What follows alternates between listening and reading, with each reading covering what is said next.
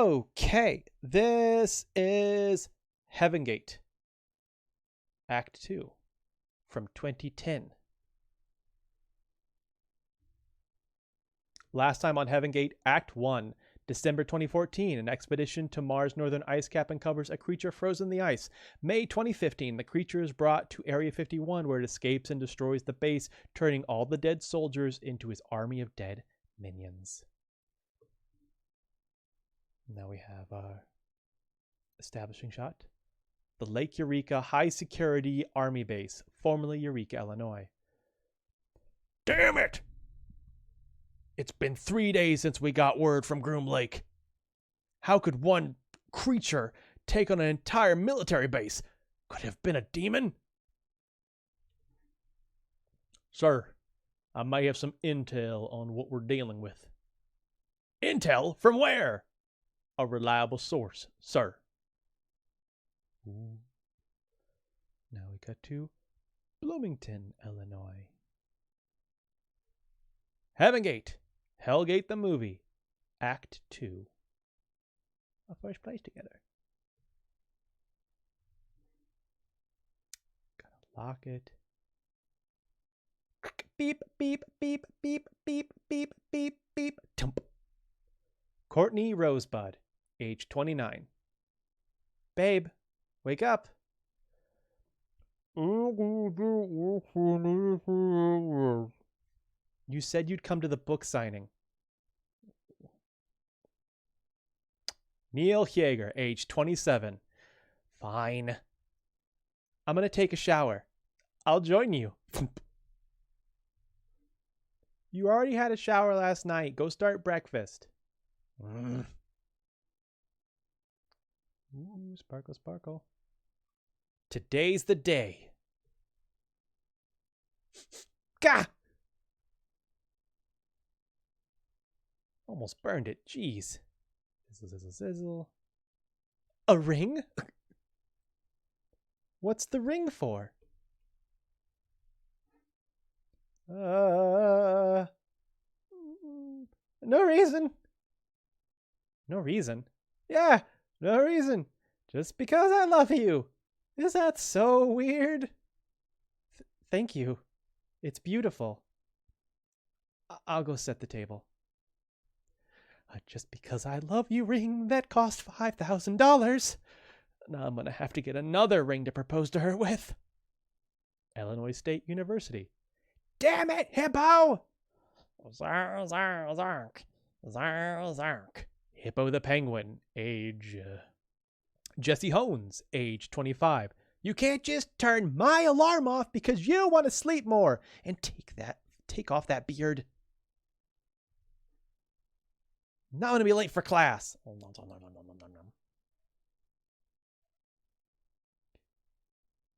The Love Stylist and Salon. Welcome to the Love Stylist and Salon. Kiana Nearhigh, age 25. Jessica Evans, age 26. Co-owners. Just tell them what we want, babe. Takes a seat. Okay, so what would you like? My boyfriend likes blondes, so... Stomp, stomp, stomp, stomp. Wham! Your boyfriend said to do whatever you want with your hair. If he was conscious, that's exactly what he'd be saying right now. Sheds and Royals Bookstore. Gotta line up the door. Someone really fidgety. Got a signature. Yep, Courtney is a best-selling author. Poster. Demon Gate is a series of romance novels loosely based on our time-slaying demons. An entire series about me and her making love. Not that I've actually read any of her books. He's got to be gay to be here. I guess so. Hey, I am not gay. Really now? I happen to be the author's boyfriend. Wait, that means the demon slayer in the story is based off of you? Yes. Yes, he is. Wham! Controlling, angry, selfish jerk. What the hell is your problem? The girl in the story is always being kidnapped by attractive and sexy demons. She turns their hearts to good with her charm. They make love.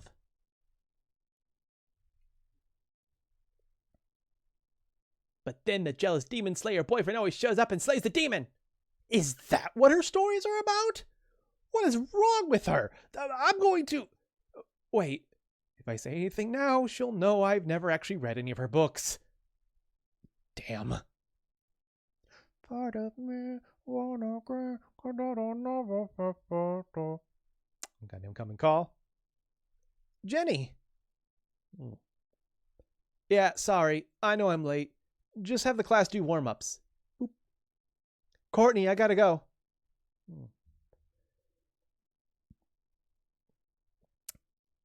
Illinois State University. And law enforcement couldn't keep up with all the crazies thanks to all the whack jobs. The world almost did end in 2012. It's called a self-fulfilling prophecy. Now, can anyone tell me the name of the person that ran against Obama in 2012? Cut to later. I told you to stay at home when I'm in class. Zark. But why did you bite his hand? Zark. How do you mistake a hand for a baby seal? Back to the salon. Thank you. Please come again. Cha-ching. We're doing great this month. You're so cute like this. Oh, smooch. Smooch. Heathens, God will pass his judgment on you. I'll go check that out. Homosexuality is a sin. Repent, sinners, or suffer eternal damnation. Hank? Kiana? What are you doing here? Oh, I'm the makeup artist here, and co-owner. Then you're one of the lesbians that run this place? Who the hell is he? You! Flashback to the trip. Elbow to the face, and the absolute testicle annihilator.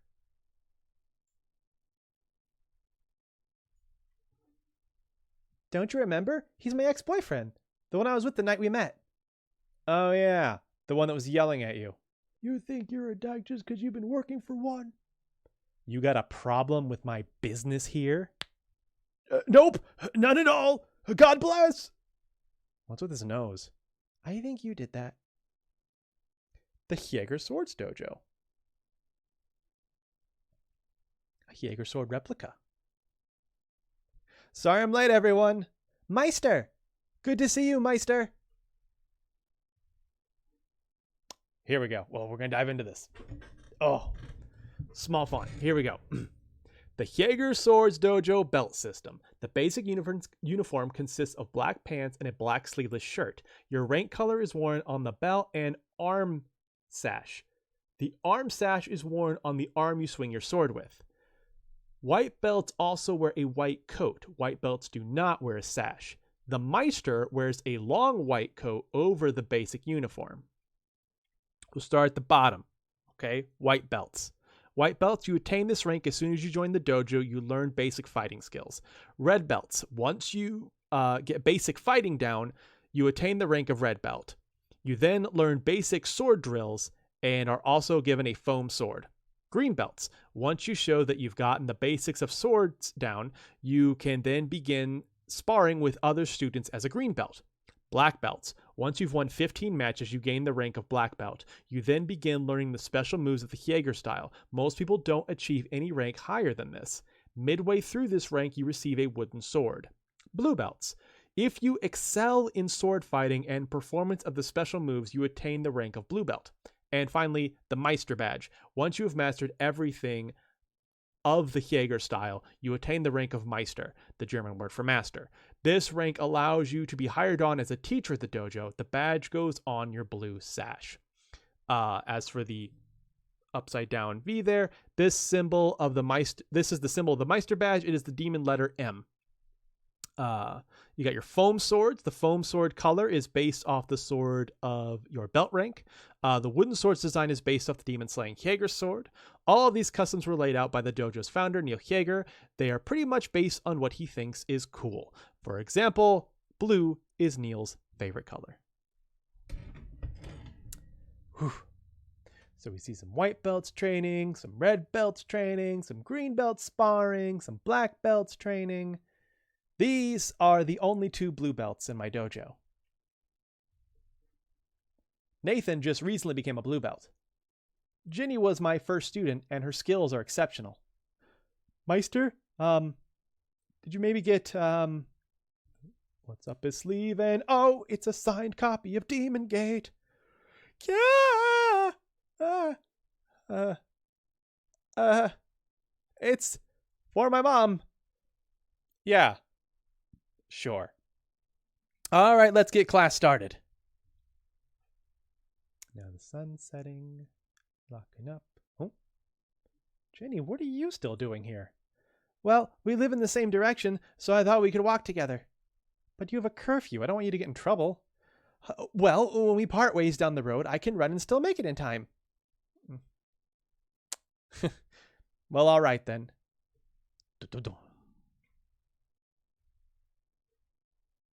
The party is just getting started for you, Jackie Chan. My fighting style is German, not Asian. Act 2. End. And we got some fan art by Virginia Smith. Yeah, I can't read this either.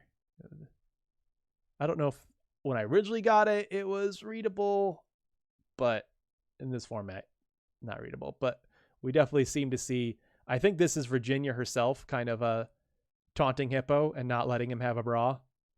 And then maybe like Jesse getting mad about that and like Neil being like, no, that happened. It's my rough understanding. And an extra page. Look at me. Next time on Heaven Gate, Act 3. It seems some gangs have a vendetta against Neil and his dojo. Neil was powerful as a demon slayer, but how does he fare now that he has no Jaeger sword or any transformations? Credits! Story and art by Nathaniel Yeager, model Amy Williams, Demon Gate cover art by Rachel Dunn. For daily updates on the progress of the next issue, follow Yeager Inc. on Twitter, twitter.com/Yeager_Inc. So let's dive into this. There's a lot to talk about with this issue. Let's start with the cover. The cover was not drawn by me. The background was, but the 2 characters were drawn by author Rachel Dunn. Look her up on Amazon. She's got good books. I like them quite a bit. The Dusk Eternal series is amazing, and I highly recommend them. She is a friend of mine from college, and what I wanted to use for the cover, so you might have also seen in this issue, this is the cover to the Demon Gate novel series in Universe. And since it was a novel in Universe, I didn't want to draw the cover myself because I wanted the cover in Universe to look like art. I want it to look like not a photo, but art in Universe. So I want someone else to draw it, because if it was in my style, then, the whole universe is in my style. So therefore, it could be seen as a photorealistic cover within Universe. That was my thought process. The directions I gave her is I said I wanted a romance novel.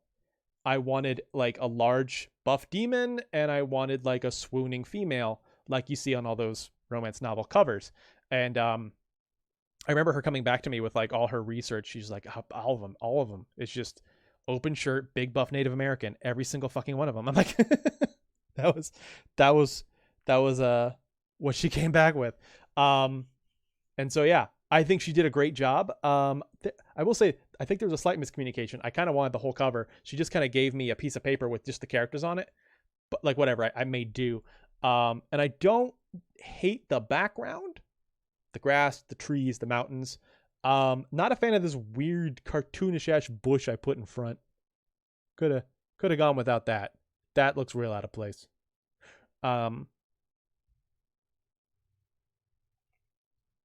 If eventually I'd like to have a sequel book within the universe. And I'm wondering if I'll be able to get her to do that, because she's definitely veered away from art since she got into writing. But if not, I'll probably still commission another artist to do it. we have our first review page. As you see, once again, we're not doing the whole thing where we show the last cover. We got like a silhouette that represents the previous issue. This will come to change quite a bit over the course of the series. Right now, we literally just have a recap. Eventually, I will throw in an author's notes area where I just kind of like chat with people.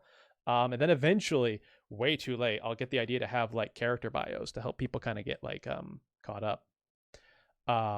Here we can just see, God, this god-awful colored pencil coloring. But yeah, Lake Eureka High Security Army Base. I've now established that the small town of Eureka, Illinois is apparently now a military base. We'll learn more about that in a couple issues. But for now, we have General Stahl back from Hellgate. His design is almost identical. I did add a few more lines to his face to show the passage of time. And I did put a pixelation effect on this drawing of Mavis to make it look like it's just some like shaky security cam footage. Also, of course, in Hellgate, everything was just done in pencil. Everything except for like issue 17, but we're not talking about that. For Heavengate, I did decide it was time that I started typing out the dialogue. And here you can see what I started with, which the idea was I tried to roughly decide. I probably did write out the dialogue on the paper very lightly. And then once I got it scanned, I would then like clear out the dialogue boxes and then type out the text, which sometimes led the text to look a little bit wonky because I was basically having to fit it inside a space that I'd already decided earlier in the process. Also, the page numbers are bigger. They were a little bit small in the first issue, so now you can actually read them. We have Brian again. This is our first time seeing his Heavengate design, almost identical to his Hellgate design. Once again, I had a few lines to his face to denote age and a little bit of a gray streak in his hair. I find this funny that like this is just my generic establishing shot for a city. This is not what Bloomington looks like. Bloomington does not have skyscrapers. Bloomington is not littered with skyscrapers like this. For our titles page this time, I decided to have this photo of like Neil and Courtney at their first apartment. God, I really just fought using a ruler here, didn't I? This is just a really ugly background. But yeah, you can see, I also just wanted to show you Neil and Courtney again with their Hellgate hairstyle before introducing their new designs. Here is the locket from the end of Hellgate that Courtney gave Neil to remind him of where his strength comes from, Courtney and Jessica. And then we have our new redesign for Courtney, which I did get some pushback from. I think it was especially from like female fans, because I think a lot of times, especially if they are not blonde, they do take issue with blondes because of, you know, deep-seated stereotypes, and just usually these are girls who were probably bullied by the popular girls at school. But I was like, it's just a hair color. And it was inspired by the real Courtney. The real Courtney did go blonde for a while, and I was like, oh, that's really cute. And I do really love her hair here. I'm no longer trying to cover up half her face, which while it can look cool, I never quite pulled it off right. I'm actually starting to kind of grow a bit weary of its design lately, but it's still, I think this is cute. And I tried to go for like an unnatural blonde. It's a very bright yellow, so you can tell she dyed her hair. She's wearing a Eureka shirt. And then we get our first look at Neil. With his hair down, we see he's grown his hair out quite a bit. To get into nitty gritty of his design change, it used to be, because Neil had very specific number of spikes, right? He had one spike here. If you're looking at him like this, there'd be one spike here, 2 spikes in the middle, and 4 spikes coming off the side. Now that has been limited down to 3 spikes. I just thought he looked a bit more mature if his hair wasn't quite flying up as high off to the side. It's subtle, but that is a change. And here you see him in profile. You got 1 spike here, 3 spikes off the front, opposed to what used to be 4. And his eyes have also been narrowed and his pupils have been shrunk.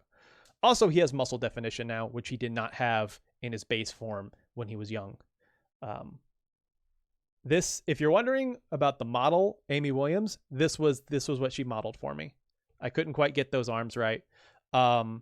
She was my neighbor at the time, and yeah, she just had 2 shirts on and just posed with taking the top shirt off, because all I really needed was to get the arm placement down right, and so it was really cool. It was really nice for her to come over and do that.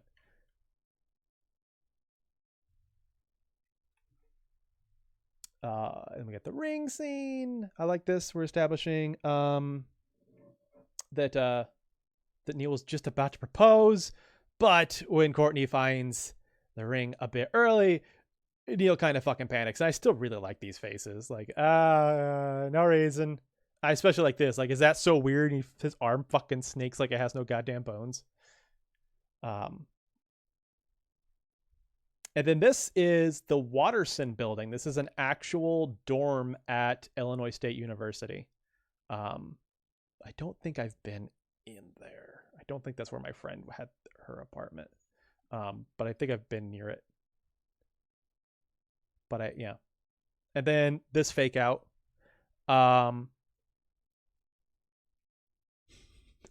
This fake out, because I was like, all right, well, why don't I make people think that like Hippo just aged a lot in these 2 years in between series? Because, you know, he ages faster. He's an animal.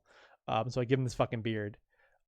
Jesse's got a redesign. His glasses again. He hasn't had glasses since very early Hellgate, but now he's got these really small glasses. And he's got this like very shaved head, very, very short hair. Originally, my first idea was I actually was going to give Jesse longer hair and a ponytail, but I was like, that's weird. Like, it feels like he's copying Neil at that point. But I was like, let's go in the other direction. I gave him a very shaved head. It's funny because the person that Jesse's based off of, like, they look pretty 1-to-1 back when Hellgate started, but the real Jesse shot up and is now like taller than me and like went into the military. So I always found it funny that I kept the comic Jesse like short. But I think maybe the shaved head was maybe an homage to the real Jesse's military service at this point. The real Jesse is a father, and I think he's one of the first people who bought baby clothes out of my Redbubble store. He put his son in his baby boy in a Hippo the Penguin onesie. And yeah, then Hippo just eats the fucking beard. The Love Stylist and Salon. So it's it's kind of interesting the direction I decided to move characters in when I tried to decide like how they make their living, because in Hellgate they're all teenagers or young adults that don't have a care in the world yet besides slaying demons. So with Neil, I was like, well, what's his one skill? He can sword fight, so he'll go into that. For Jesse, obviously he's still in school, he's still in college. For Jessica, all I had really established for her is that she knew a bit of first aid, but I didn't want to go into nursing. We did have Kiana. So this is our second time seeing Kiana. She was in the very last issue of Hellgate. It's interesting that I updated her design considering we barely got to see her last design, but I gave her this shortened hair. She always has a necktie on. That is a rule about her character design. At all times, she is wearing a necktie. I love this outfit of hers, like this like tank top that still has a collar. And then Jessica, you can't quite see it, but she's basically wearing like a red sports bra and like a gray coat over top. But anyway, Kiana, it was established that she was into makeup because we saw her in Hellgate as the makeup artist for Ellen DeGeneres, of all things. But I was like, I mean, like, hair isn't the kind of thing you need to be on a life's path to get into, right? Like, you can make that decision in your like last year of high school. So I was like, this makes sense because then they can run like a salon together and it'll be cute. And I got this establishing scene where his shitty boyfriend gets his ass kicked. Sheds and Royals, a pun off of Barnes and Nobles. I'm very proud of that. And we can see Courtney's a writer. I didn't really hint towards that at all in Hellgate, but I don't know. I feel like I've had people suddenly get into writing. I never knew they had any interest in that before. And yeah, we got all these people waiting. if I look closely, I think a lot of these books right here on the shelf next to Neil are names of old comics I made. I'm not seeing any. Definitely there's more than I made. Okay, yeah, I see 23rd Dimension. That's a series I worked on before Hellgate. A Dog Story, I made that in middle school. Animal Powers, yep, I made that in elementary school. Hellgate, that's cool. Y Blade, I remember that one. Did it just say dragon? I see Kitten Powers, that's made up. No Fire. Super Cake.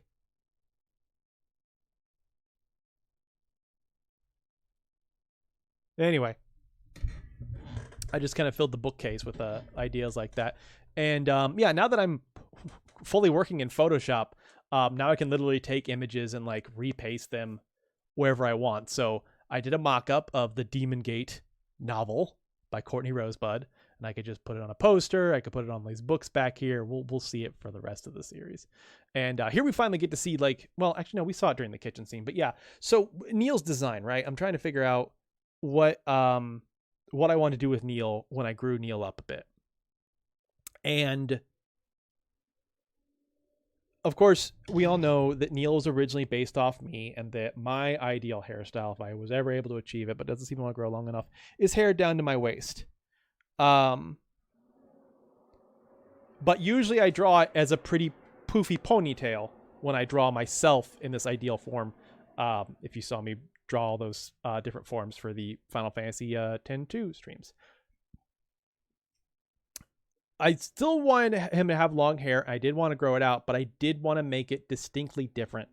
And that's how I came up with this like rope ponytail. And how does it work? I don't know. It's a comic. Who gives a shit?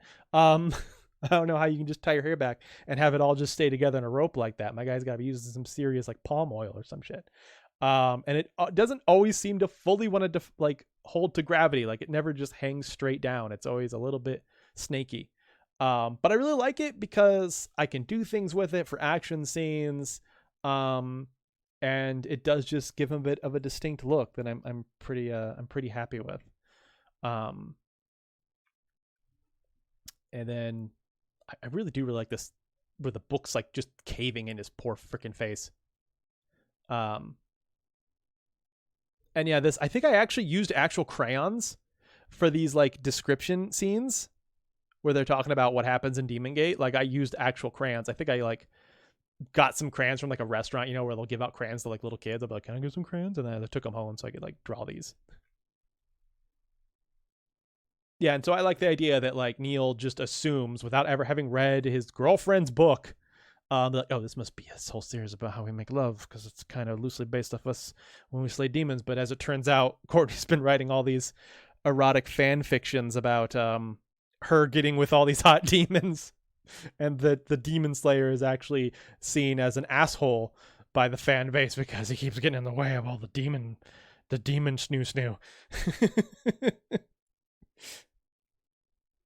I remember I was trying to think of like a near future phone. And at this point, this is 2010. This is early 2010. I hadn't, maybe, yeah, I don't think I had my first iPhone yet. But at the time, like, which means I didn't even have a smartphone yet. But that's how I kind of saw like the future of phones is like, oh, it's going to be all those smartphones. And that like maybe by then he could afford an old iPhone. And so I kind of designed his phone to look like an iPhone. His background's ramen. I think that's cute. I'm wondering how I designed this like call accept screen. Maybe I did finally have an iPhone at that point. Or maybe I just looked at pictures. I probably looked up a picture of what it looks like. Anywho, moving on. This scene is, okay, so keep in mind that while this comic takes place in 2015, again, I made it in 2010. Or at least it released in 2010. I might even start working in 2009. So who ran against President Obama in 2012? I would not have known yet. That hadn't happened yet. In fact, wait. No. No, that comes later. I was gonna say I predicted something, but no, that's nothing's predicted yet. Any case, this is kind of a reference to Batman Beyond. Batman Beyond was a animated show in the late 90s. It was about the future, the next generation, a future city, flying cars, techno, cyberpunk, all that shit. And the main character Terry McGinnis was in high school and he was studying for a test, and they asked him remember, we got to remember who the presidents were. Okay, so first there was Bill Clinton, or not first, but like there's Bill Clinton, the fun one, and then the next one was the boring one. And they didn't have an answer in show because Bill Clinton was currently president when that show came out. And so I was kind of paying homage to that, where I was like, I wanted to make a comment about politics that hadn't happened yet. Who ran against Obama in 2012? I didn't know yet. It was Mitt Romney.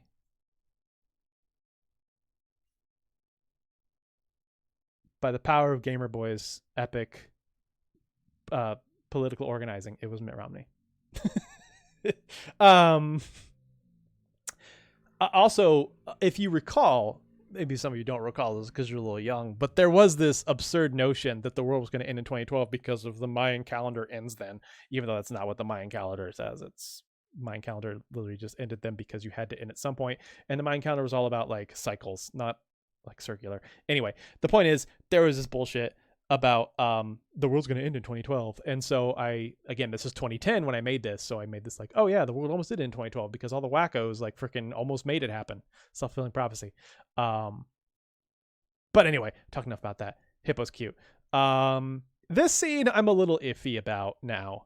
I don't have a problem with showing their affection, but that is some real lay it on affection. Like that's some deep kissing, and it almost feels like a little bit too fetishizing of lesbianism, and I'm not comfortable with that. I could have shown them being cute together and Kiana being shy and a little bit of a kiss, or even maybe I pull the camera back, and so you just kind of see this from like a distance, so you just kind of get this idea like, oh, they're being cute over there in the corner. Having it like this up and in your face, it does feel like a fetishization of lesbianism. So I'm iffy about this now. I will say you can kind of see, you can see it better on there. Hold on. Why did my computer? Here we go. You can kind of see their belly button rings match. If you've ever seen those necklaces where you put them together and it says love, they have that, but for belly button rings. And I think that's cute as shit. And then we have the return of Hank. He didn't get a name before, but he was in the last issue of Hellgate. We can see it over here. I redrew it and colored it and then grayscaled it to make it look fucking ugly because I'm like, it's a flashback. But yeah, why is his nose like that? Because he got freaking elbowed in the face by Jessica. It is a little strange though, like it, because the beatdown took place in Los Angeles on the Warner Brothers lot after a taping of the Ellen DeGeneres show.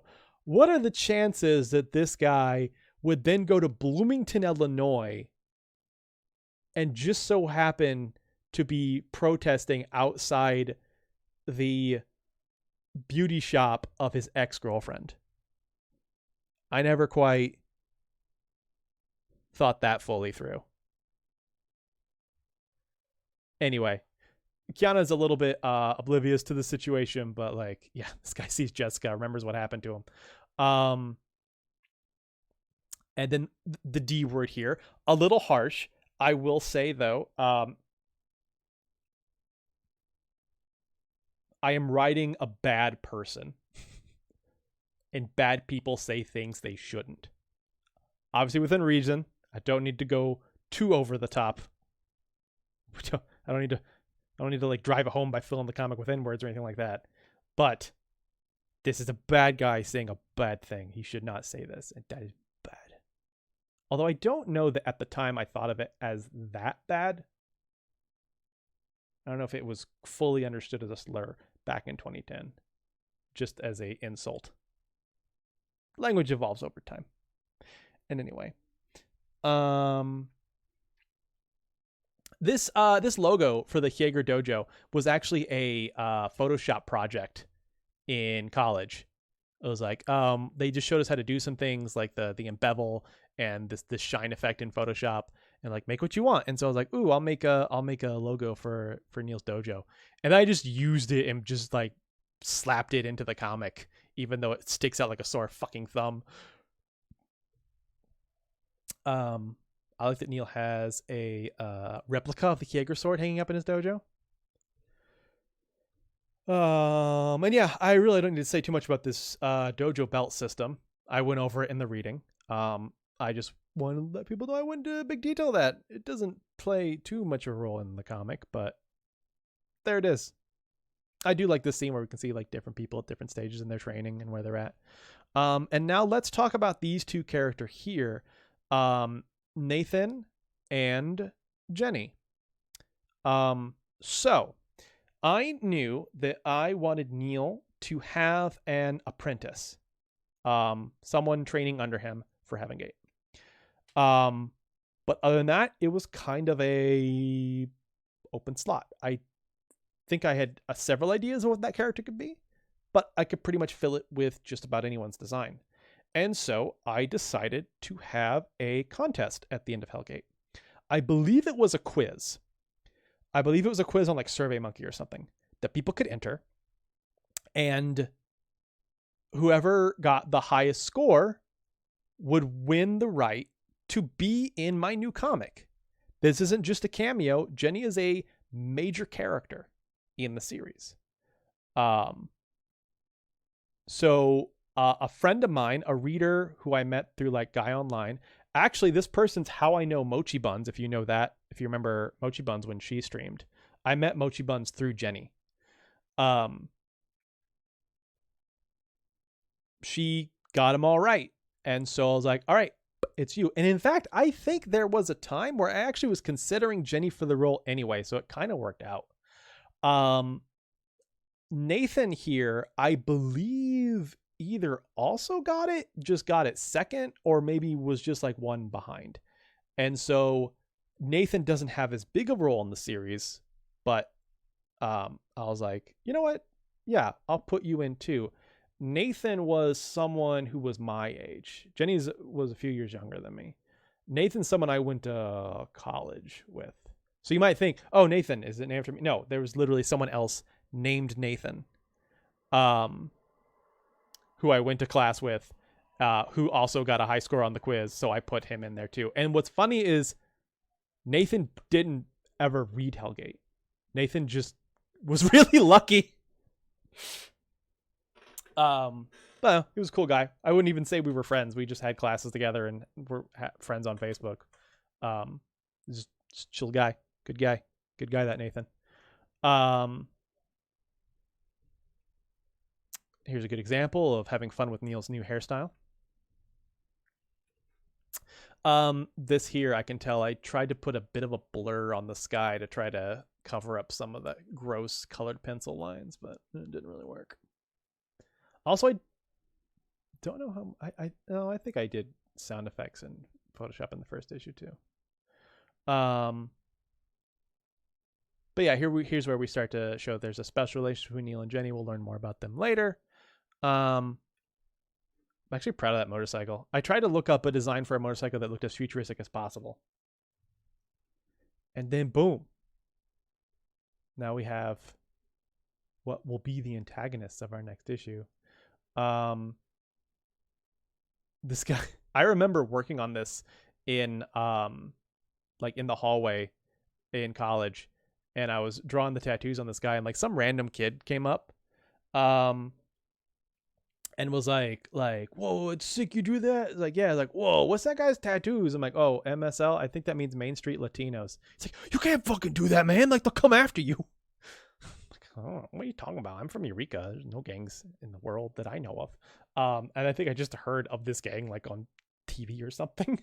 And then what I really like is that he has a tattoo on his neck that says 13.5, which stands for 12 jury, 1 judge, half a chance. Which I think is a bit from Harvey Birdman, Attorney at Law. I think at some point Birdman goes into jail, and that's what he gets tattooed onto him is 13 and a half. Stands for 12 jury, 1 judge, half a chance. And yeah. So you can see the motorcycle will be somewhat important in the next issue. And that was Heaven Gate Act 2. Thank you for that, Redeem, the Gamer Boy. Thank you so much for watching. If you liked this video, make sure you hit the like button, and I'd love to read your comments below. And make sure you're subscribed so you know when the next comic goes up. Also, check the description for a playlist of any readings you may have already missed. And if you'd like to read ahead, all of these comics are free on my website, YagerComics.com. Bye!